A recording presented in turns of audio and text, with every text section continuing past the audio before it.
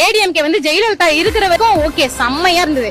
இப்ப வந்ததுமே எச்ச மாதிரி மாறிட்டானுங்க. சோ அவனுக்கு கண்டிப்பா போட மாட்டேன். டிஎம்கே இருந்து ஒன்னும் புடுங்கல, டிஎம்கேக்கும் போட மாட்டேன். கண்டிப்பா விஜய்க்கு எங்களோட total family friend circle office team எல்லாருமே விஜய்க்கு மட்டும் தான். எல்லாருமே வாய்ப்பு கொடுக்கலாம். 99% அவர் வர வாய்ப்பு இருக்கு.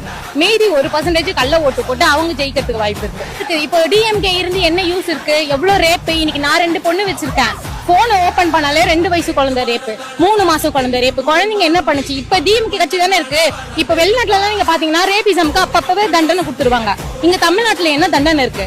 எனக்கு பொறுத்த இருக்கும் கட்சிக்காரங்க எல்லாம் வேஸ்ட். இப்ப இருக்கிற கட்சிக்காரங்களாம் காசு வாங்கி போவோம், ஓட்டானா அவருக்கு தான் போடுவோம், விஜய்க்கு தான். இப்ப பயந்துட்டாங்க ஆல்மோஸ்ட் விஜய் வரவோ. நீங்க பாத்தீங்கன்னா டிஎம்கேவோட அந்த கூட்டமும் டிவிகே கூட்டமும் பாத்தீங்கன்னா டிவிகே தான் அதிகமா இருக்கு. நீங்க ஒரு ரீசெண்டா நான் ஒரு வீடியோ பார்த்தேன். ஸ்டாலின் போவாரு, விஜய் போவாரு, எல்லாரும் அந்த துண்டு வந்து போடுவாங்க.